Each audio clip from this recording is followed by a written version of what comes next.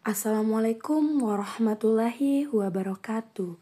Halo semua, perkenalkan nama saya Peli Intan Saputri, NIM 23531110, Prodi Pendidikan Agama Islam Lokal 3E. Selamat menyaksikan.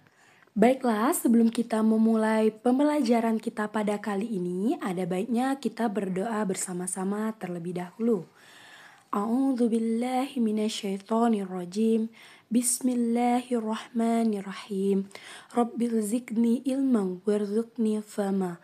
Ya Allah, tambahkanlah aku ilmu dan karuniakanlah aku kepahaman. Amin.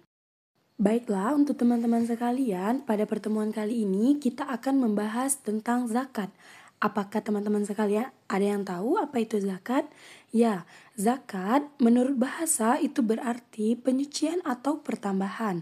Sedangkan menurut istilah, zakat adalah mengeluarkan sebagian harta kepada yang berhak menerimanya apabila sudah mencapai suatu nisab. Nisab di sini merupakan kadar atau ukuran dari harta benda yang akan kita zakati. Selanjutnya ada dalil daripada zakat yang terdapat dalam Quran Surah An-Nur ayat 56 yang berbunyi A'udzubillahi minasyaitonirrajim. Bismillahirrahmanirrahim. Wa aqimus salata wa atuz zakata wa atiur rasulu la'allakum turhamun. Artinya, dan dirikanlah sembahyang, tunaikanlah zakat, dan taatlah kepada Rasul, supaya kamu diberi rahmat. Quran Surah An-Nur ayat 56. Zakat terbagi menjadi dua macam, ada zakat fitrah dan zakat mal. Mari kita pelajari lebih lanjut mengenai zakat fitrah dan zakat mal. Apa sih zakat fitrah itu? Zakat fitrah adalah mengeluarkan beras atau bahan makanan pokok sebesar 2,5 kilo atau 3,5 liter per orang. Zakat fitrah wajib dikeluarkan oleh setiap muslim dan muslimah, baik dewasa maupun anak-anak, setiap menjelang Hari Raya Idul Fitri. Selanjutnya kita akan membahas syarat wajib daripada zakat fitrah. Yang pertama yaitu beragama Islam. Yang kedua, masih hidup pada akhir Ramadan. Dan yang ketiga, memiliki kelebihan makanan untuk dirinya dan keluarganya.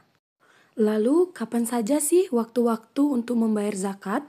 Yang pertama, ada waktu mubah untuk membayar zakat. Waktu mubah untuk membayar zakat yaitu sejak awal Ramadan sampai akhir Ramadan. Yang kedua, ada juga waktu wajib untuk membayar zakat, yaitu hari terakhir Ramadan sampai menjelang sholat subuh pada tanggal 1 Syawal. Yang ketiga, waktu sunnah. Waktu sunnah membayar zakat yaitu sesudah sholat subuh sebelum sholat Idul Fitri. Dan yang terakhir, waktu yang diharamkan membayar zakat adalah sesudah sholat Idul Fitri, maka dianggap sebagai sedekah. Selanjutnya kita akan membahas mengenai zakat mal. Zakat mal adalah zakat untuk membersihkan harta dengan mengeluarkan sebagian kecil dari harta yang dimiliki oleh seorang muslim yang diberikan kepada orang-orang yang berhak menerima zakat tersebut. Selanjutnya kita akan membahas golongan-golongan yang bisa diberikan zakat atau golongan-golongan penerima zakat. Yang pertama ada fakir, miskin, riqab, garim, musafir, mu'alaf, fisabilillah, dan amilin masjid. Selanjutnya kita akan mempelajari apa sih yang dimaksud dari golongan-golongan penerima zakat. Yang pertama ada fakir. Fakir adalah orang yang tidak memiliki harta ataupun penghasilan sehingga tidak mampu untuk memenuhi kebutuhan pokoknya. Yang kedua ada miskin. Miskin hampir sama dengan fakir, namun bedanya golongan miskin ialah orang yang memiliki penghasilan tetapi masih sulit untuk memenuhi kebutuhan hidupnya. Yang ketiga ada riqab. Riqab yaitu hamba sahaya atau korban penjajahan atau teraniaya. Selanjutnya ada garim. Garim adalah orang yang terjerat untuk bertahan hidup. Selanjutnya ada musafir. Musafir adalah orang yang sedang dalam perjalanan untuk menegakkan agama Islam. Selanjutnya yaitu mu'alaf. Mu'alaf adalah orang yang baru memasuki atau memeluk agama Islam. Yang Selanjutnya yaitu fisabilillah. Fisabilillah adalah orang yang sedang berjuang di jalan Allah, contoh seperti berdakwah. Yang terakhir yaitu amil. Amil yaitu adalah orang yang mengurus zakat dari mulai penerimaan hingga penyaluran. Itulah penjelasan-penjelasan mengenai golongan-golongan orang yang wajib untuk menerima zakat. Penjelasan terakhir kita yaitu mengenai hikmah-hikmah daripada berzakat. Ada beberapa hal yang menjadi hikmah utama dari berzakat. Yang pertama, itu bebas dari beban yang diisyaratkan oleh agama. Yang kedua, membantu menyelesaikan problematika atau masalah-masalah kesenjangan sosial antara orang kaya dan orang muslim.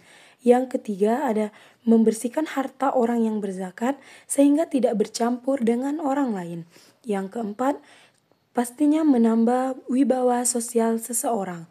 Yang selanjutnya yaitu menumbuhkan rasa kasih sayang antar sesama.